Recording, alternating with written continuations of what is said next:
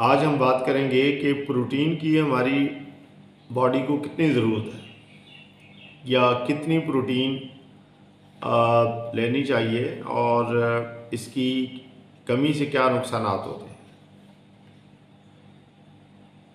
इस सिलसिले में बात करूंगा कि आप जानते हैं कि प्रोटीन हमारे जिस्म की बुनियाद है। ये पट्ठों, हड्डियों, जल्द, बालों, हत्ता के हार्मोनी निज़ाम के लिए भी बहुत ज़रूरी है। अगर जिस्म में प्रोटीन की कमी हो जाए तो सेहत की कई कई मसाइल जन्म लेते हैं। अब इस सिलसिले में कुछ सवालात ज़हन में आते हैं कि प्रोटीन की रोज़ाना कितनी मिकदार ज़रूरी है, प्रोटीन की कमी की वजूहात और इलामात क्या हो सकती हैं, इससे बचने की एहतियाती तदाबीर क्या हो सकती हैं, और अगर हम कोई होम्योपैथी मेडिसिन लें तो वो क्या हो सकती हैं। तो एक एक करके हम बात करेंगे। सबसे पहले प्रोटीन की ज़रूरत। अब इस सिलसिले में 0.8 से एक जो इसकी मिकदार है ग्राम प्रोटीन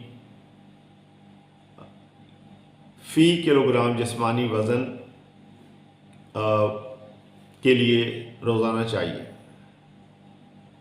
आम सेहतमंद शख्स के लिए यानी 0.8 से 1 ग्राम प्रोटीन फ़ी किलोग्राम जिस्मानी वज़न, इस हिसाब से इसकी ज़रूरत होती है। मिसाल के तौर पे अगर किसी का वज़न 60 किलोग्राम है तो उसे रोज़ाना तकरीबन 50 से 60 ग्राम प्रोटीन दरकार है।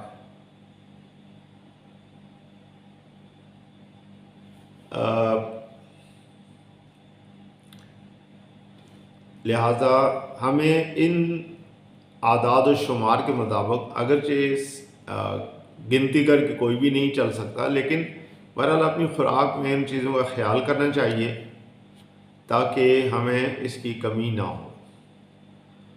अब इसकी वजूहात क्या हो सकती हैं?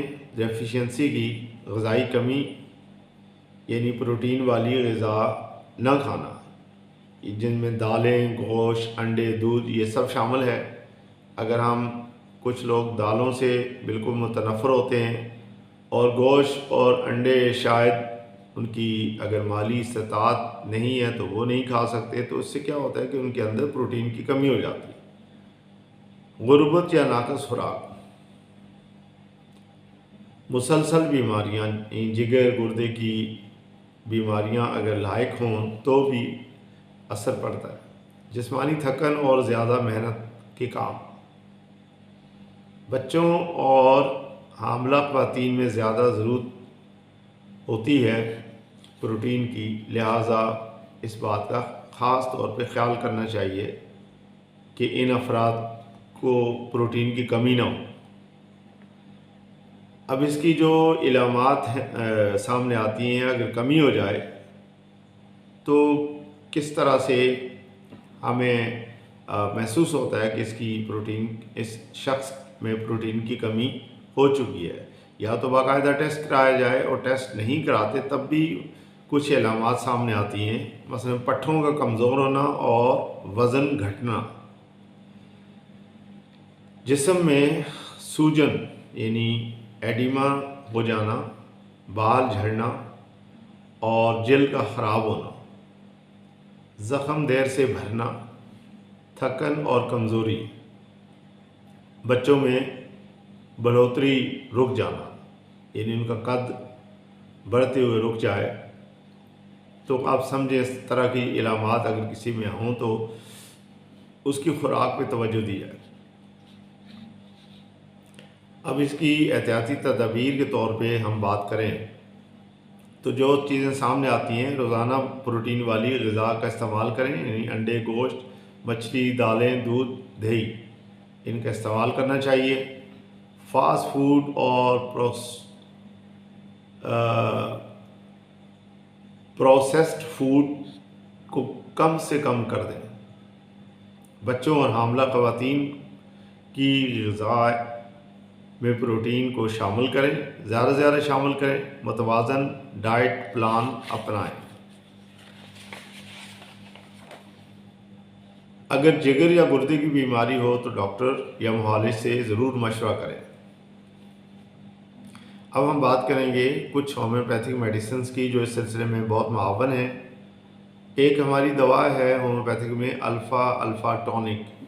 ये अल्फ़ा क्यू में यानी मदर टिंचर में इस्तेमाल होती है। जिस्मानी कमज़ोरी और भूख की कमी के लिए बहुत फ़ायदेमंद है। प्रोटीन और ग़िज़ाई कमी से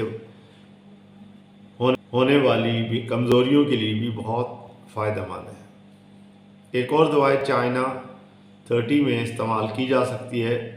जब खून की कमी हो जाए और जिस्मानी कमज़ोरी हो, लंबी बीमारियां या बुखार के बाद थकन हो जाए तो ये दवा ली जा सकती है।